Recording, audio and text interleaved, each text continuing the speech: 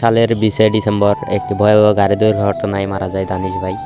দানিশ ভাই মৃত্যুর আগে সোশ্যাল মিডিয়ায় জনপ্রিয়তার তুঙ্গে ছিলেন। যদি কোনো দানিশ ভাইয়ের ফ্যান আমার ভিডিও দেখে থাকো তো অবশ্যই লাইক করবা। No more Snapchat, no more Instagram, no more YouTube. I'll see you guys soon. Fine, bro. সে হয়তোবা মৃত্যুর আগে বুঝে গিয়েছিল যে তার হাতে বেশি দিন আর টাইম নাই, সেজন্য সবাইকে বিদায় বলে দিয়েছিল। আর এটাই ছিল তার টিকটকে লাস্ট ভিডিও। তো অনেকে আমার মতো প্রথম ভেবেছিল যে সে হিন্দু, বাট পরে জানা যায় যে সে একজন মুসলিম। তো যাই হোক, মুসলমান যেহেতু একদিন হাতে একদিন আল্লাহ তাআলা তাকে জান্নাতবাসী করবেই। সবাই আমরা তার জন্য দোয়া করি।